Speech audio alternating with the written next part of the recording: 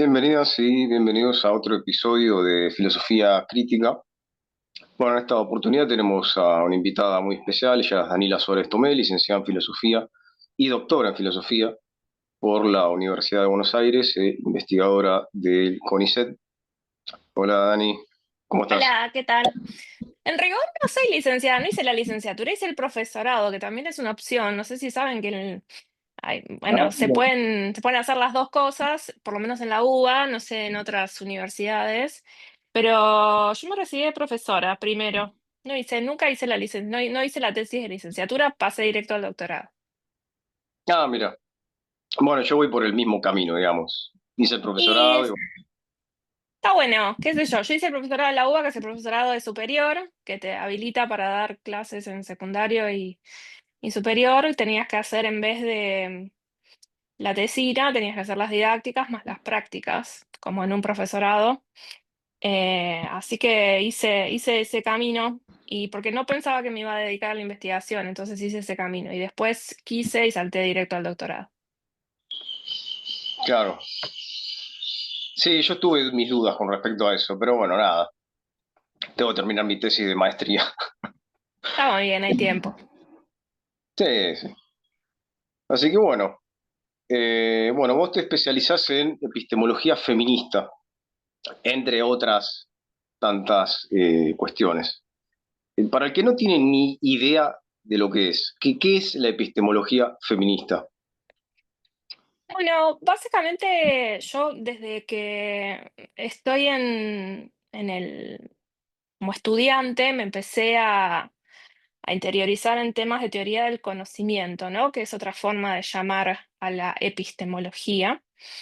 Y empecé mi camino trabajando en fenomenología, que es una de las ramas de la filosofía, con un método específico, con un corpus específico. Es un movimiento dentro de la filosofía que hace filosofía de determinada manera, específicamente o sea, centrada en lo que es el estudio del conocimiento. Entonces, durante muchos años hice epistemología desde una perspectiva fenomenológica o a través de la metodología fenomenológica.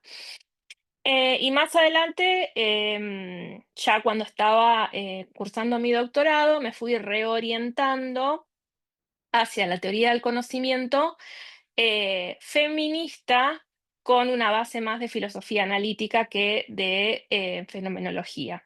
Y en este sentido, entonces, básicamente es lo mismo hacer teoría del conocimiento o filosofía del conocimiento desde una perspectiva feminista, lo que implica que vamos a tomar en consideración la variable del género, de sexo-género por sobre todo, de la sexualidad en general, cuando hacemos análisis filosóficos, históricos o sociológicos en torno al conocimiento, y muy específicamente a el conocimiento científico. Nosotros tenemos problemas de nombres disciplinares, ¿no? Entre lo que es Europa, Estados Unidos, América Latina. Bueno, epistemología feminista se le dice en Estados Unidos, por sobre todo. Hay quien llama a esta rama también filosofía de las ciencias feministas, porque por sobre todo el gran corpus que existe de epistemólogas feministas se ha dedicado muy fuertemente al estudio del conocimiento científico y no de todo tipo de conocimiento en general, ¿sí? Lo que nosotros en Latinoamérica solemos llamar nociología, ¿no? Diferenciado de filosofía de las ciencias, pero que en el norte es epistemología. Entonces tenemos todo este problema de nomenclatura, pero en concreto, cuando vos decís que te dedicas a la epistemología feminista, estás diciendo que te dedicas al estudio filosófico del conocimiento, ¿sí? Teniendo en cuenta, por sobre todo, las variables de sexo, género, sexualidad, y todas estas relaciones de poder que interceden en lo que nosotros podemos conocer, en lo que la ciencia produce como conocimiento, en lo que los investigadores tienen, los marcos conceptuales que tienen los investigadores al producir conocimiento científico, etcétera. Y creo que está bueno saber que la epistemología feminista es un desprendimiento de lo que se conoció como epistemología crítica, ¿no?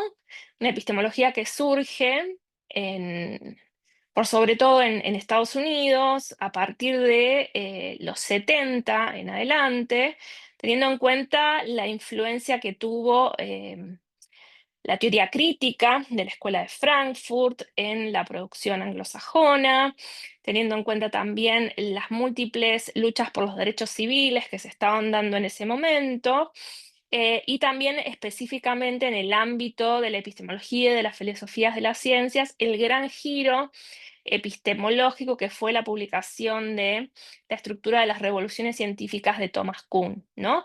Que nos permitió, dentro de los estudios filosóficos del conocimiento científico, tener una visión menos ingenua sobre el progreso del conocimiento, la producción de conocimiento en sí, y empezar a tomar en cuenta el factor político, contextual, histórico, sociológico, psicológico, en la validación de conocimiento, ¿no? Entonces, esas tres grandes influencias son el lugar, ¿no? La teoría crítica de la Escuela de Frankfurt, las luchas civiles por los derechos civiles, y el paradigma, digamos, de epistemológico post-kuhniano, ¿no? Post-Thomas Kuhn, son las tres grandes influencias que hacen de la epistemología feminista una rama que comienza en los 70 y que ya tiene más de 50 años de existencia.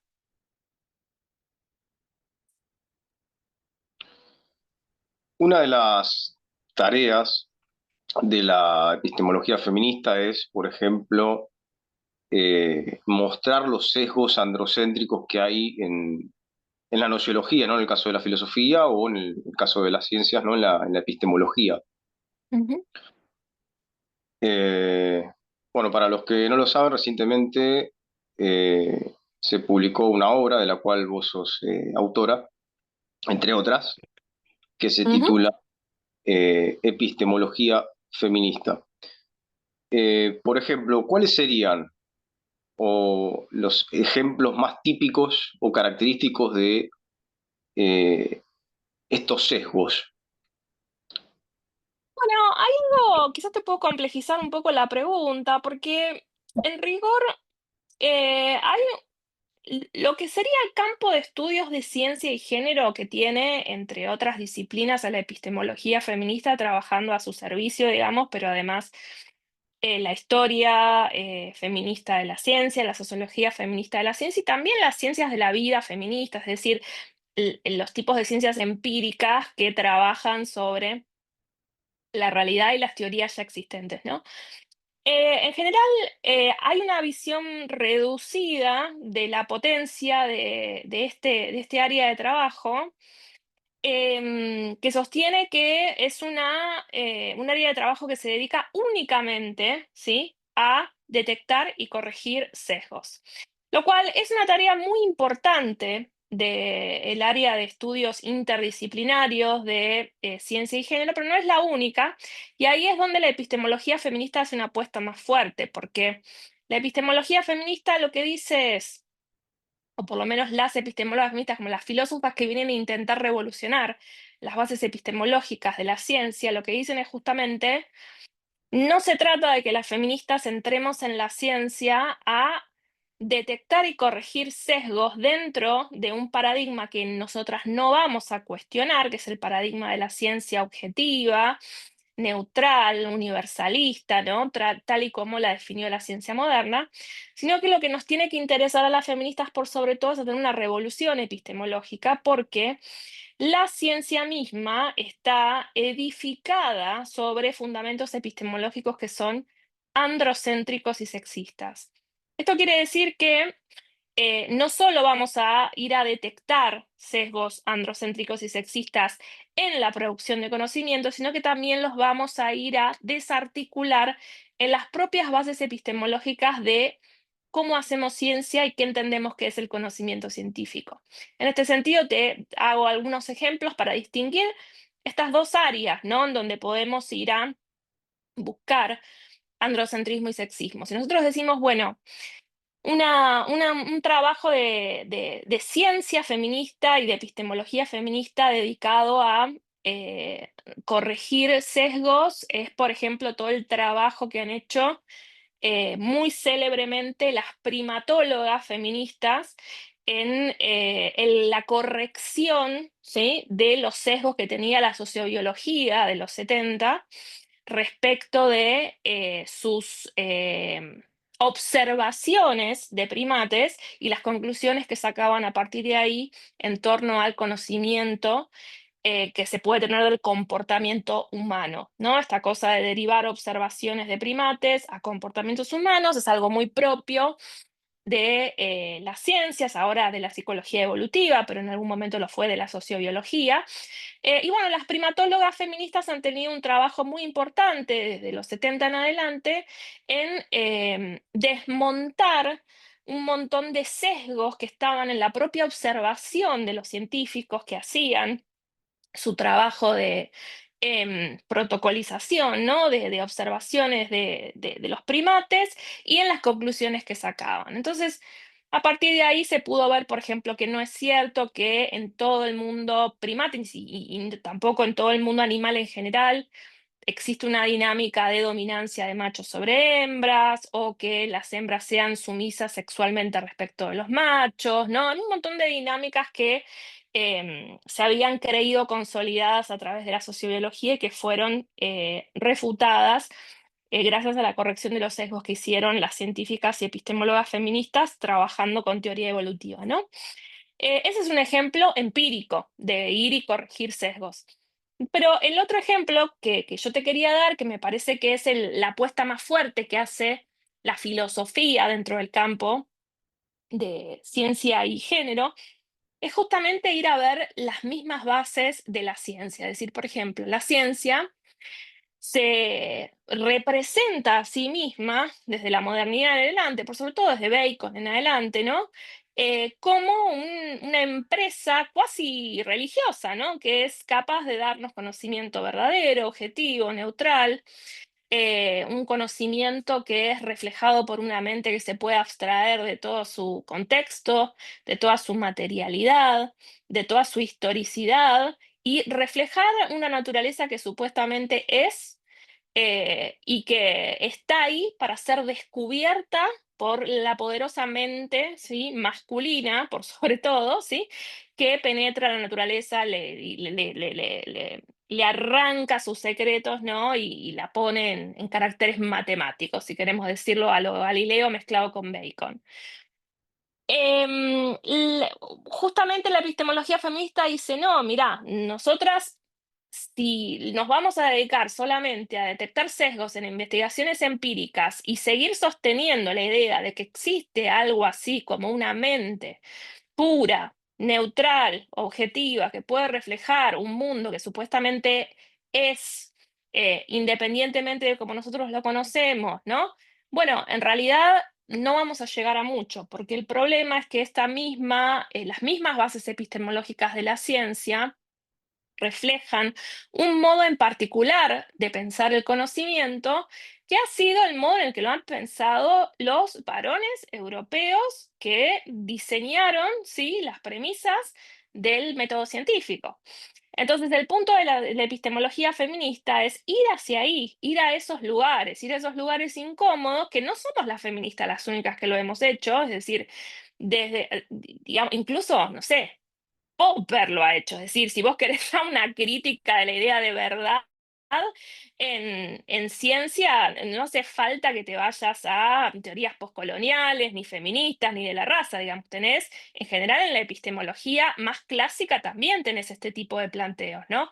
Es decir, bueno, pero por sobre todo a partir de la epistemología postcuniana es, queremos ver cuáles son las relaciones de poder que se tejieron en el armado del propio edificio de la ciencia y sus fundamentos.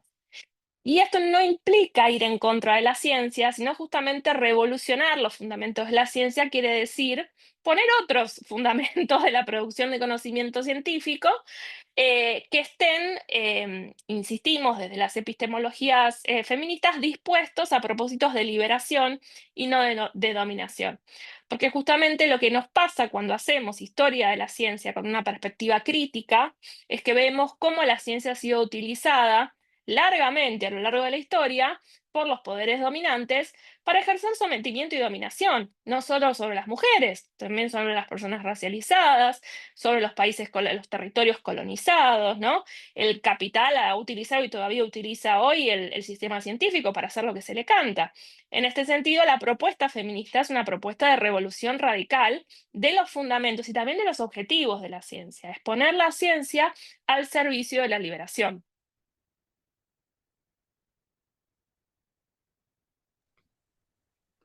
En ese sentido, puede hablarse de una epistemología patriarcal.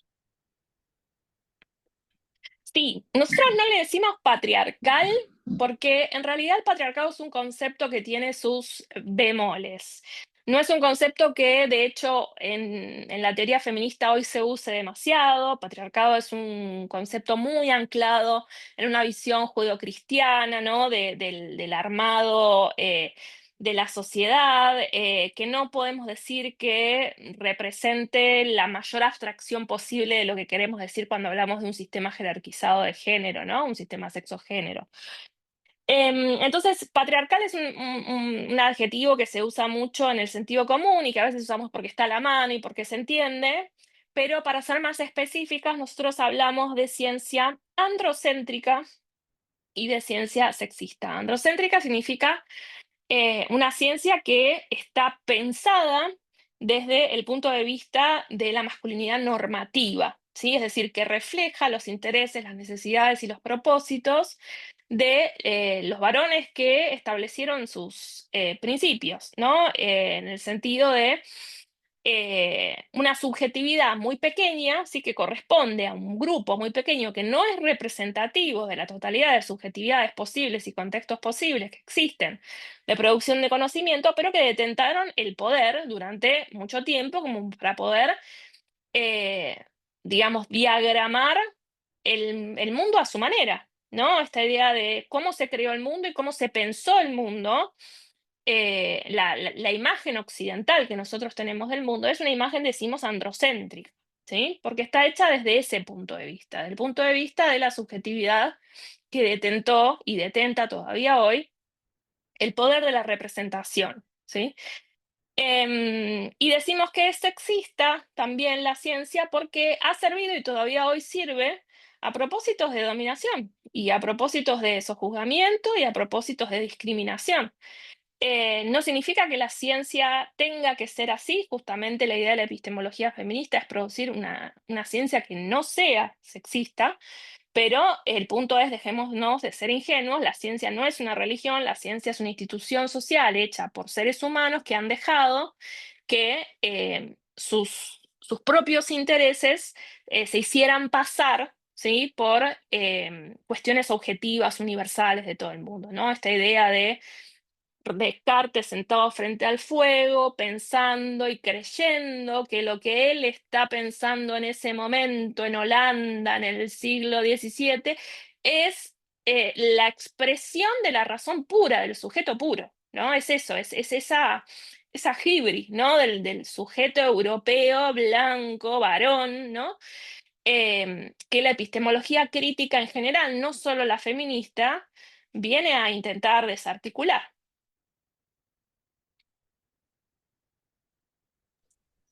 Justamente por eso te lo preguntaba, porque en redes sociales y demás se habla mucho de esta cuestión del patriarcado. De hecho, hay un libro que se llama El patriarcado no existe más y demás. Y bueno, la realidad es que se dicen muchas pavadas en torno a esa cuestión. Lo que vos señalás me recuerda al libro de Carol Pateman, El Mm, contrato sexual, ujú, eh, donde, bueno, marca el sesgo androcéntrico que hay en el famoso contrato social ujú, que conlleva a la sumisión y al sometimiento de la mujer. ujú, Eh,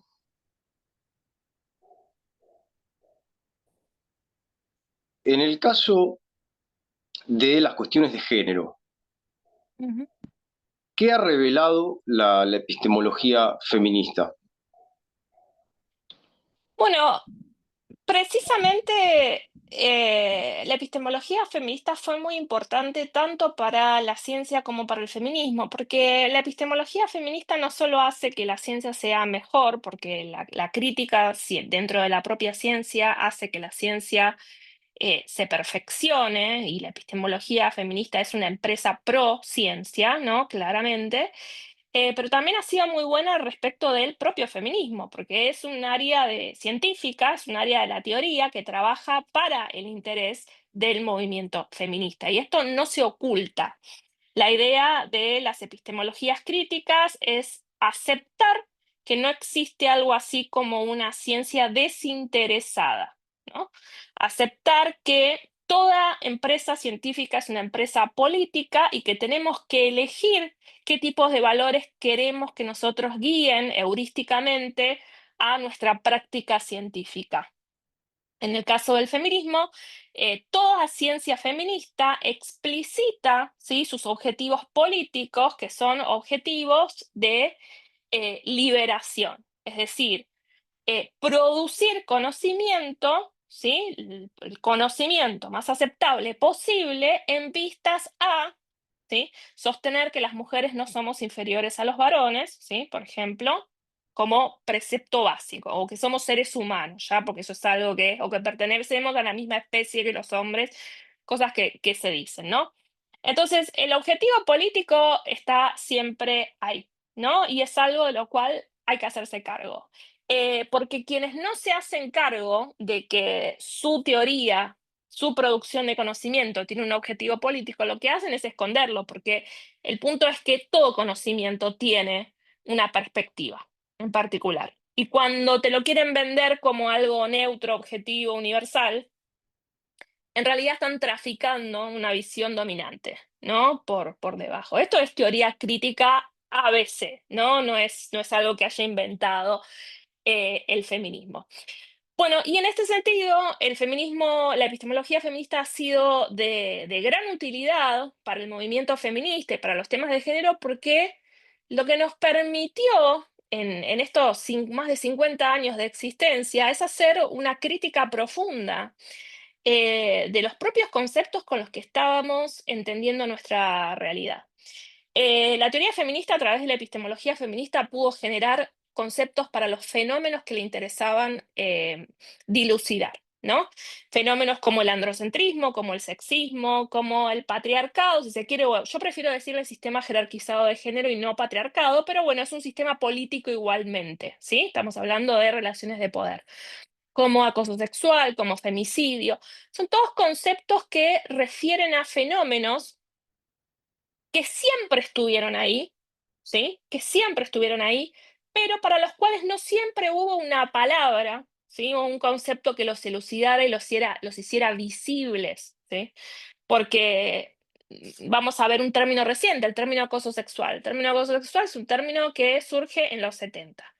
Antes no existía, pero no era porque no existía el acoso sexual, sino porque el sistema de conocimiento, el sistema legal, pero de conocimiento en general, es decir, de cómo nosotros experimentamos el mundo, eh, no era un problema el acoso sexual. Es decir, las mujeres estaban a disposición, si las mujeres están a disposición, el acoso sexual no existe, ¿sí? No es un problema desde una perspectiva masculinista, desde una perspectiva androcéntrica, centrada en el punto, ¿no?, de la masculinidad normativa, en el punto de vista de la masculinidad normativa. Entonces, cuando las feministas se empiezan a juntar e intentar lo que se llamaron los grupos de autoconciencia, que son los grupos también derivados de la nueva izquierda, ¿no?, que venía de una teoría de Lukács sobre la autoconciencia, ¿no?, la ruptura de la falsa conciencia, la creación de autoconciencia, conciencia oposicional, etcétera, algo de lo que podemos hablar en otro momento, pero que también he trabajado bastante. em, Pudieron justamente poner sus experiencias en común, darse cuenta que ahí había un problema, un fenómeno de interés para ellas que no tenía un tipo de codificación dentro del mapa conceptual que manejaban, y que se manejó hasta ese momento en la historia, y bueno, generaron un concepto para dar cuenta de ese fenómeno. Y eso es un cambio epistémico, es un cambio epistémico basado en dar vuelta a una relación de poder.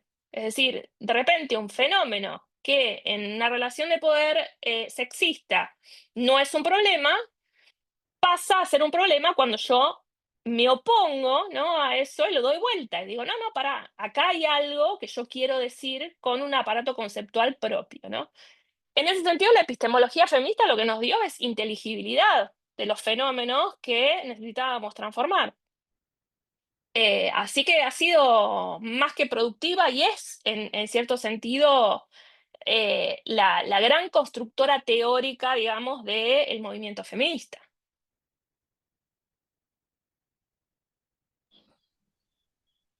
¿Qué pasa con el concepto de mujer? Se ha citado muchísimas veces la famosa frase de Simone de Beauvoir, el segundo sexo, de que mujer no se nace, se llega a hacerlo. Ujú. Sí, nosotros hoy en día tenemos muchos problemas con el concepto de mujer porque tenemos desde fines del siglo XVIII en adelante, lo que se dio en el discurso científico moderno fue una alineación categorial, como se le dice en la jerga, entre lo biológico y lo social, ¿no? En donde de repente mujer, que siempre fue mujer y hombre, siempre fueron significados sociales, es decir, qué lugar vos ocupás en la sociedad, y siempre un lugar de mierda para la mujer, un lugar un poco más elevado para el varón, pero por sobre todo en la antigüedad, en la Edad Media, siempre refirió a qué lugar vos ocupás en lo social, ¿sí? El reproductivo o el más activo, de repente tuvo como correlato un determinado cuerpo, ¿no? Que en la antigüedad no pasaba, porque en la antigüedad, bajo el paradigma aristotélico galénico de la diferencia sexual, no existían dos cuerpos diferenciados entre sí, hembra, macho, al cual le correspondían dos clases sociales, mujer y varón, sino que existía una sola carne, un solo cuerpo, que era más o menos perfecto. Si llegaba a su perfección, era varón, y si se quedaba a la mitad en la gestación, era mujer. No, no existían dos tipos de cuerpo, ¿sí? Entonces, mujer y varón eran significados sociales, ¿sí? Era el rol que vos ocupabas en la sociedad. Y el sexo era uno solo, era una sola carne, un solo cuerpo, y si habías tenido suerte en la cocción del embrión, digamos, porque creían que se cocinaba, ¿no?, con calor adentro del vientre, bueno, tus genitales salían para afuera, entonces llegabas a la forma más perfecta, el telos, ¿no?, del ser humano, que era la forma del varón, con los genitales afuera. Y si no, se te quedaban adentro. Y estabas a medio hacer, entonces estabas en el camino, en el intermedio entre ser humano y ser una bestia, básicamente, que era el lugar de la mujer, ¿no? Poquito más que un esclavo ahí, pero no llegaba a ser el varón.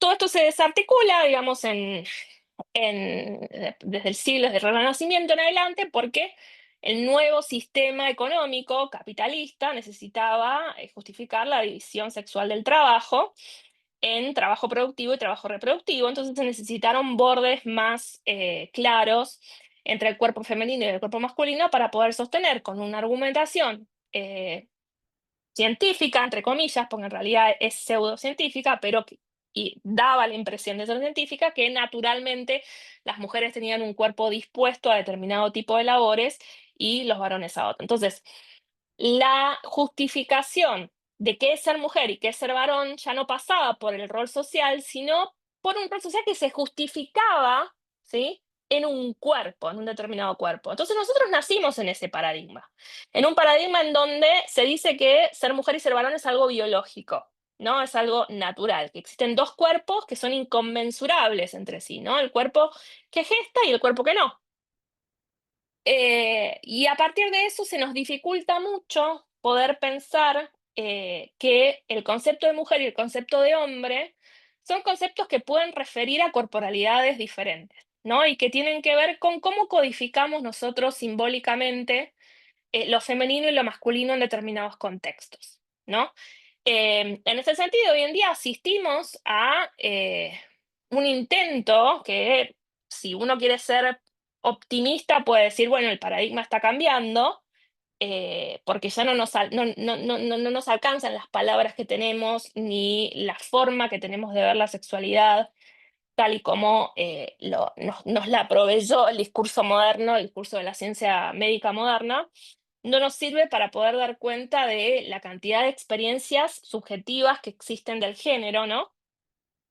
Y a partir de eso se intenta forzar, ¿no? Forzar y decir, bueno, en realidad, si vos podés parir, sos mujer; si vos no podés parir, vos sos varón, y cualquier cosa que vos puedas pensar o creer por fuera de eso va a ser patológica.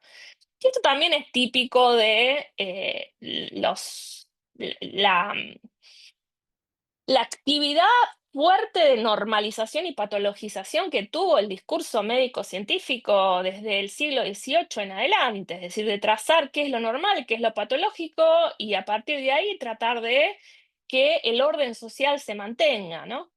Entonces, cuando te preguntan qué es una mujer, o cuando te quieren hacer saltar algún tipo de como decir, bueno, es como que intento hacerte, viste, la fatality. Vos podés decir lo que quieras, pero que una mujer es una hembra adulta humana y todo eso. Y decís, bueno, pero te falta un poco de historia de la ciencia, te falta un poco de ver cómo cambian los significados a lo largo del tiempo, cómo cambian los conceptos, cómo cambian también los roles que cumplimos dentro de los órdenes sociales, cómo a lo largo del planeta y a lo largo de la historia han existido sociedades que no tienen solamente dos géneros. Entonces, hay algo ahí profundo de ver que nos altera un poco el principio de realidad. Y yo creo que eso es algo muy difícil de aceptar, y a lo que la filosofía debe ayudar, ¿no? La filosofía debe ayudarnos en esa desestabilización del principio de realidad, haciéndonos entender que, bueno, las cosas son más complicadas de lo que parecen ser, y no pasa nada en ese sentido, digamos. Podemos seguir con el problema, en cierto sentido, ¿no? Como dice Donna Haraway, acompañando la complejidad de lo real. En ese sentido, ¿qué sucede con el fenómeno transgénero Mm. o transexual? La transgeneridad es un desafío para el pensamiento científico médico de la modernidad, sin ninguna duda. Y es muy interesante también tener en cuenta que ha sido a partir del estudio de la intersexualidad y de la transgeneridad como la medicina moderna ha establecido lo que es lo normal y lo patológico, ¿no? Que esto también es algo que puede suceder y que ha sucedido con otro tipo de categorías de la diferencia, ¿no? Con lo racial, con lo sexual, etcétera. Entonces, en este sentido, lo trans, lo intersex ha existido siempre, conceptualizado de una u otra manera, pero en el caso del discurso científico médico de la sexualidad, a partir del siglo XVIII en adelante y hasta nuestros días, hoy sigue con fuerza, a pesar de los intentos de sistematización y despatologización, siguen siendo vistos como fenómenos patológicos, ¿no? Desde las perspectivas feministas transdisclusivas sostenemos que no, porque entendemos el hecho de que los significados en torno a qué es mujer, qué es varón y cómo se comporta el género son históricos, contextuales, que dependen de un montón de cosas que no tienen que ver necesariamente con cómo están constituidos los cuerpos, sino que tienen que ver con necesidades económicas, políticas, con determinados procesos de simbolización, de performance, etcétera. Y a partir de eso, bueno, podemos estudiar e incorporar a la teoría feminista, la cual ha sido nutrida por numerosas experiencias de mujeres de todo tipo, porque la variedad de experiencias de mujeres es en principio infinita, porque no es la misma experiencia la que puede tener una mujer indígena que la que puede tener una mujer urbana, ni una mujer del norte y otra del sur global, etcétera. Y en ese sentido es incorporar las experiencias de las mujeres trans en nuestro acervo epistémico y empezar a construir junto con ellas conocimiento en torno al género.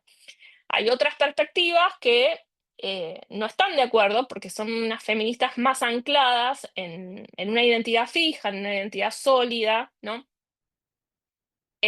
Llamado feminismo de la diferencia, en algún sentido, que hoy en día también se llama feminismo trans excluyente, ¿no? Que bueno, que sostienen que en realidad solo somos mujeres quienes tenemos la capacidad de parir, en ese sentido se pliegan al discurso em, médico, científico de la modernidad, que es un discurso que garantiza que la mujer es inferior que el varón, se agarran de eso y dicen que las mujeres, por nuestra propia constitución biológica, las cis mujeres, digamos, estamos inferiorizadas, ¿no?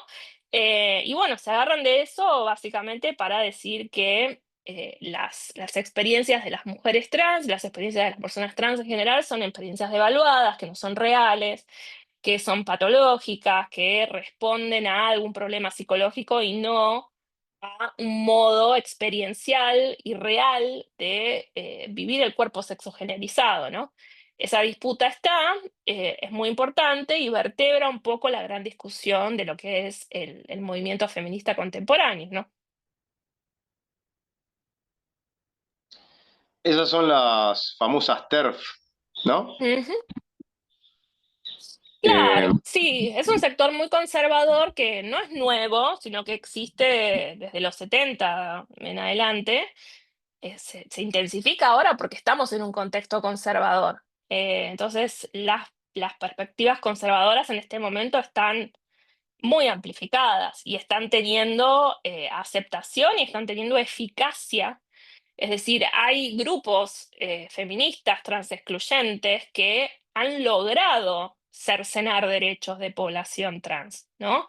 En Estados Unidos, en Inglaterra, ahora algunas que están llamando a Trump el último feminista, ¿no? Como en algún momento se dijo de Macri también, ¿no? El primer feminista, no sé qué onda. Están como en esa, como diciendo, bueno, como ahora Trump sacó un decreto que dice que solo existen dos sexos, las TERF están felices diciendo, bueno, ha vuelto el feminismo que queremos, el feminismo de la diferencia, un feminismo que dice naturalmente sos esto, naturalmente sos lo otro. eh, y eso es el clima conservador que existe ahora, en donde incluso el feminismo conservador, que es algo que existe, porque estas mujeres existen, activan, cercenan derechos y le cagan la vida a un montón de gente, además de que impiden producir conocimiento, ¿no? Es decir, hay un montón de cosas más en general también que afectan, bueno, están haciendo, pero no es todo el feminismo, es una corriente dentro del feminismo que, en- a mi juicio, se trafica, digamos, ideología antifeminista dentro del feminismo, creando divisiones e impidiendo, digamos, que el movimiento pueda tener mayor alcance. Se me venía acordando de lo que dice Rowling, la autora de Harry Potter, ¿no? En Twitter, o incluso personajes que se dicen marxistas, pero que salen a decir que el feminismo es ideología burguesa y que las personas trans, no sé, una mujer trans es un varón con testículos y demás, mutilado Ujú, y, y demás atrocidades que lo que terminan haciendo es lo que me señalaba vos, ¿no? Volver a patologizar cuerpos, conductas, sentires, etcétera. ujú, ujú. Sí, y el conservadurismo también de género, que es básicamente conservadurismo de género, es esencialismo de género, ¿no? Es negar que existan diferencias estructurales, negar que existan cosas como la violencia de género, los abusos sexuales, pero también pararse en una posición muy esencialista respecto de lo que es ser una mujer y ser un varón. Puede ser de izquierda o puede ser de derecha. Y en ese sentido hay muchas posiciones materialistas que vienen del marxismo, del feminismo marxista, que consideran que que mujeres y varones somos clases sociales basadas en nuestras capacidades reproductivas, con lo cual no es posible sostener que exista algo así como una mujer que no se reproduzca y un varón que sí se reproduzca, ¿no? Porque eso alteraría el conflicto de clase que existe entre la clase reproductiva y la clase no reproductiva. Y ahí tenés un argumento marxista cabeza, digamos, de bastante cuadradón, pero del cual, digamos, muchas voces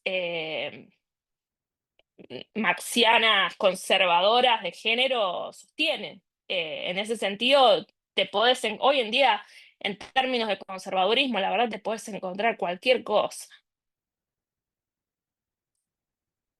Pero bueno, los argumentos son distintos, eso quería marcar, ¿no? Porque a mí me parecen que están mal también los argumentos materialistas, el tema de las clases reproductora y no reproductora, pero bueno, son argumentos diferentes a los que tienen en general las feministas conservadoras de derecha, ¿no? Que dicen, bueno, naturalmente somos así, esto lo dice Pinker y esto lo dice el otro, Baron Cohen, o sea, y se agarran de psicología evolutiva, de cosas así, para decir que, bueno, las mujeres...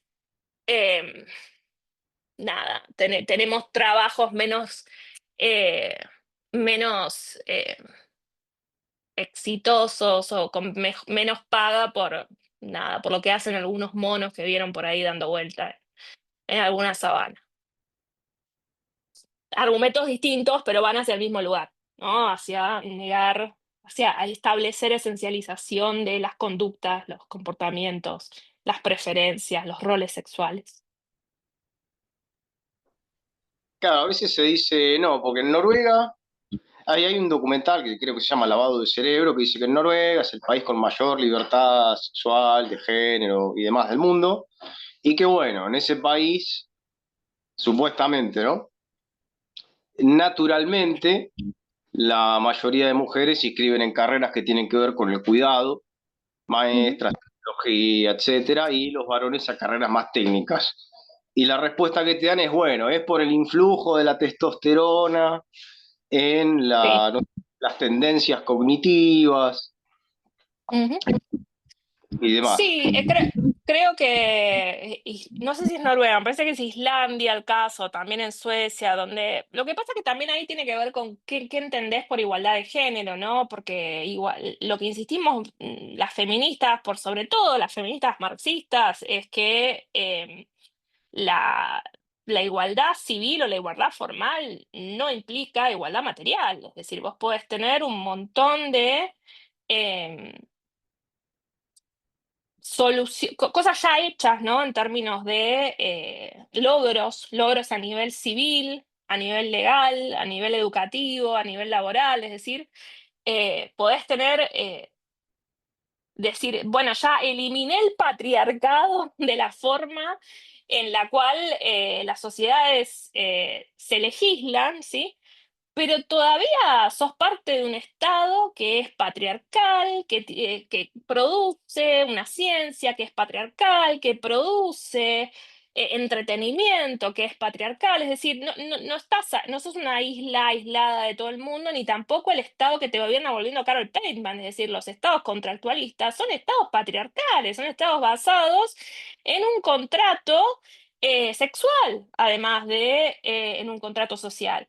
Entonces, en ese sentido, vos podés decir, bueno, se avanzó en materia legislativa grandemente, pero seguimos produciendo subjetividades occidentalizadas que tienen determinadas características que todavía están atadas a marcos patriarcales, ¿no? Que tienen que ver con que las mujeres eligen una cosa, los varones eligen otra cosa. No es que no le, o sea, obviamente uno va y cuando va y elige hacer una carrera, cree que lo está haciendo, digamos, con autonomía absoluta. Pero bueno, lo que traemos los filósofos, por sobre todo, a venir a pensar es que, bueno, en realidad esa autonomía no es tan absoluta, sino que es una autonomía relacional, lo que llamamos las feministas autonomía relacional, ¿no? Es decir, vos estás eligiendo, pero vos estás eligiendo dentro de un contexto en donde las cosas están simbolizadas de acuerdo al género de cierta manera, hay cosas que son de mujeres y cosas que son de varones, y quieras o no,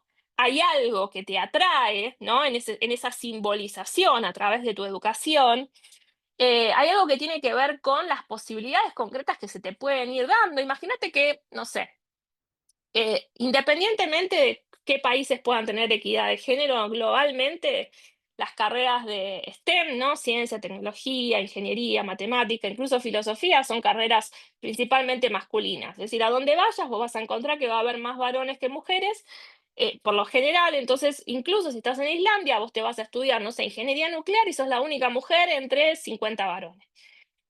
Y te incomoda y te hace sentir rara, y entonces dejás y vas a hacer otra cosa, ¿me entendés?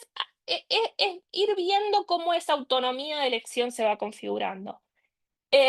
Los países que tienen grandes avances en materia de género lo tienen en términos legales, en términos formales, ¿no? Y han podido resolver algunas cuestiones de manera reformista, justamente, ¿no? Pero insistimos en que la cuestión cultural todavía no está saldada. Todavía no está saldada, ¿no? La cuestión cultural, la cuestión social, la cuestión política. Y mientras persista el sexismo y el androcentrismo en la cultura, no se van a solucionar, o no vamos a ver un cambio demasiado grande, digamos, en estos grandes patrones de conductas, preferencias y capacidades, ¿no? Como les gustan estudiar a los psicólogos evolutivos. Sí, que no, les gusta compararnos mucho con langostas. Eh, Sí, sí. uno- Sí, es un tema, es un tema, es un tema porque ahora nosotros, bueno, con mi equipo estamos trabajando en este momento estamos haciendo trabajos sobre sobre teoría evolutiva, perspectiva feminista sobre teoría evolutiva, y estamos en una época conservadora en donde se le da mucha bola a estos discursos, ¿no? En donde cualquiera sale en la tele en cualquier momento diciendo cosas como que las mujeres están programadas para cuidar y los varones para proveer, y lo dicen sin ningún tipo de prurito y también sin ningún tipo de conocimiento sobre los descubrimientos empíricos o las teorías que se han generado que pueden desafiar esa propia afirmación que dice, ¿no? Y en ese sentido es completamente anticientífico, porque no estás atendiendo a la evidencia que tenés disponible que contradice eso mismo que vos estás diciendo, ¿no? En el caso de la crianza, digamos, hoy tenemos numerosos, tenemos teorías elaboradas, digamos, que contrastan con esta idea y proponen y muestran con datos empíricos sobre cambios de hormonas y demás cuestiones, como los varones también están programados para cuidar. Como seres humanos, nosotros todos estamos programados para cuidar colectivamente unas crías que nacen completamente sin desarrollarse, ¿no? Porque los seres humanos nacemos completamente, no caminamos, no podemos comer, es decir, nacemos completamente desválidos, ¿no? Y en ese sentido, todos los seres humanos, independientemente de nuestro sexo, estamos en algún sentido programados evolutivamente para cuidar de las crías. Y hay trabajo hecho en ese sentido, que es sistemáticamente ignorado por las personas que salen a decir estas cosas, digamos, tan sueltas de cuerpo, tan sueltas de cuerpo, como diciendo la ciencia demostró que, ¿no? En torno a la naturaleza femenina y masculina. Insisto en que en este momento se ve mucho porque es un contexto favorecedor, un contexto conservador que favorece que estas cosas pasen y que se vuelvan y se solidifiquen en un sentido común que el feminismo viene intentando discutir y rearmar desde hace 5 décadas, ¿no? O más, si queremos decir desde la Ilustración. claro. Tu último libro eh, versa sobre la amistad. Ujú. ¿Cómo entra el feminismo a plantear o replantear, mejor dicho, la cuestión de la amistad, que es uno de los lazos afectivos más importantes del ser humano? Sí, bueno, nosotras con Laura, la coautora, veníamos queriendo trabajar la cuestión de la amistad desde hacía rato y es de. A ver, no es un libro feminista en sí, tiene obviamente una perspectiva y cosas que ponemos ahí que tienen que ver con nuestras lecturas y nuestra militancia y activismo y demás, Pero la amistad es fundamental en el feminismo, ¿no? Tenemos un concepto político asociado con la amistad entre mujeres, que es sororidad, que básicamente es constitutivo de la forma de, no hablamos de camaradería, hablamos de sororidad, ¿no? Son ese tipo de conceptos que hacen a cómo nos relacionamos entre activistas, ¿no? Entonces la amistad en un sentido político nos aparece en el feminismo de una manera muy, muy clara. Además, en todas estas ideas de te salva a tus amigas, ¿no? De que siempre están tus amigas ahí justamente para poder sacarte de las garras del amor, que era justamente el lugar del que queríamos salir, ¿no? Del amor romántico, del amor sexoafectivo, como este concepto que a todos les encanta. eh, Estudiar y hablar y escuchar de que dicen, bueno, salgamos un poco de la cuestión del amor sexoafectivo, que ya se ha dicho mucho sobre el amor sexoafectivo, es muy importante, nos interesa, bla, bla, bla, pero vayamos a otro tipo de relación que también es fundamental y a la que no se le da tanta bola, que es la amistad, aunque sí se le da bola dentro del feminismo, ¿no? Entonces quisimos volver un poco a los orígenes de la filosofía, en donde la amistad tenía un peso descomunal, porque era súper importante para Aristóteles, era súper importante para los estoicos, para Epicuro, ¿no? Entonces, bueno, volvemos un poco a esas raíces, a ver qué era lo que decían de la amistad, cuál era el sentido político que tenía la amistad y qué fue lo que pasó que se fue desvalorizando como relación a pensar comunitariamente, ¿no? Lo que pasó en la modernidad, la amistad pasó a ser una cuestión privada y no pública, entonces salió del espacio del pensamiento y no les interesó pensar más la amistad como un asunto político, un asunto intelectual, un asunto digno, digamos, de ser pensado. Entonces, un poco el hecho de que el feminismo, la amistad sea tan importante en el feminismo, quizás nos dio el ímpetu para poder hacer esta exploración filosófica de la relación, ¿no?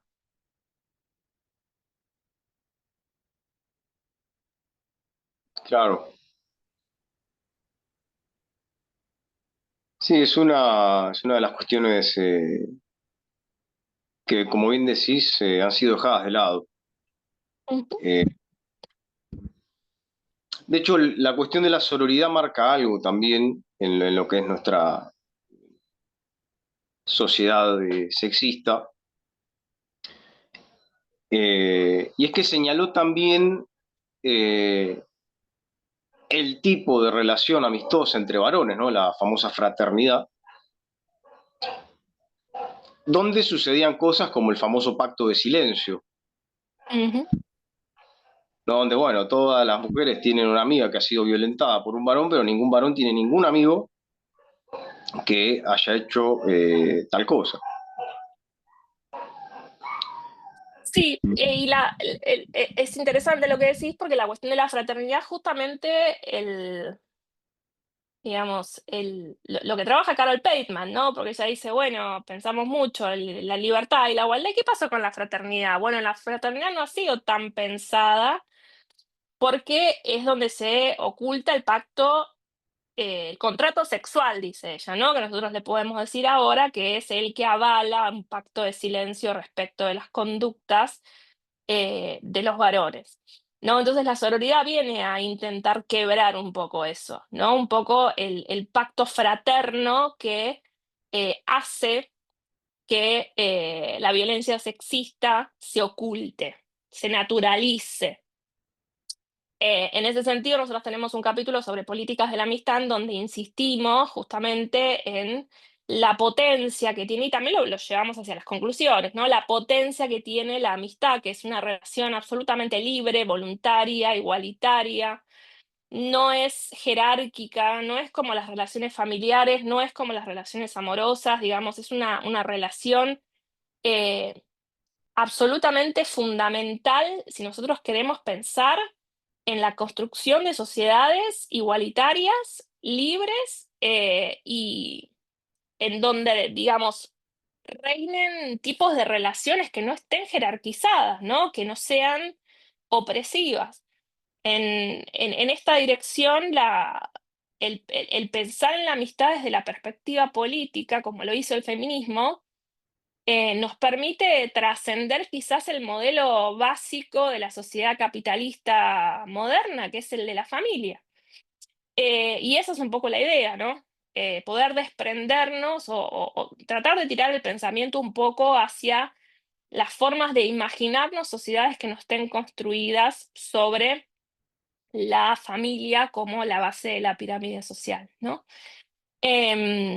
Así que bueno, ahí hay un montón de potencia en el concepto de amistad que creemos que está bastante desaprovechada. Y la idea un poco del libro fue poner en circulación el pensamiento en torno a la amistad, especialmente como lo hicieron los feminismos, como lo hizo también la comunidad LGBT, pero también como han aparecido en otras, a lo largo de la historia. Es decir, no es solamente algo nuevo, sino algo al que si nos remontamos al principio, a los árboles de la filosofía griega ya estaba planteado ahí, ¿no?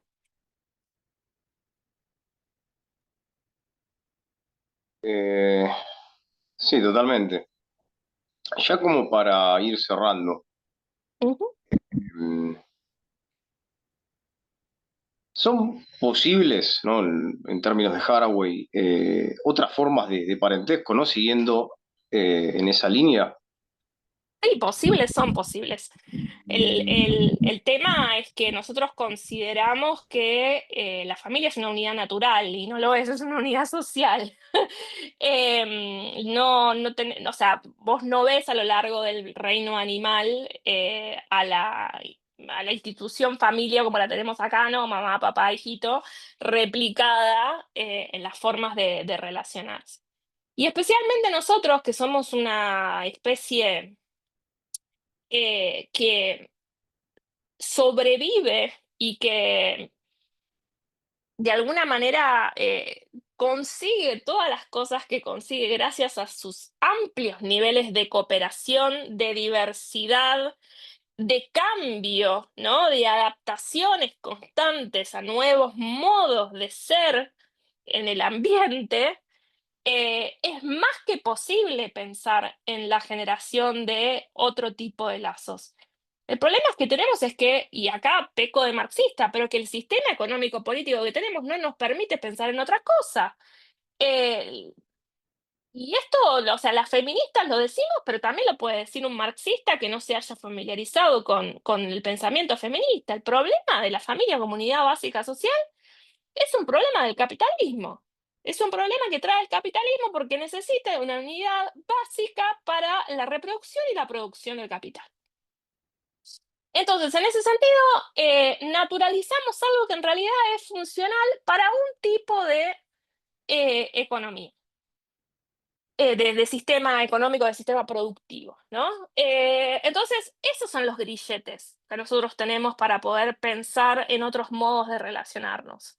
Yo tengo una tendencia medio materialista a considerar que las relaciones sociales solo se pueden cambiar si cambiamos el modo de producción, ¿no? Tengo esa tendencia. Hay quienes no piensan eso, yo tengo esa tendencia, con lo cual no quiero decir es algo sencillo de hacer, pero sí es algo profundamente posible si es que creemos en la posibilidad de otro tipo de orden socioeconómico y político que sea más igualitario.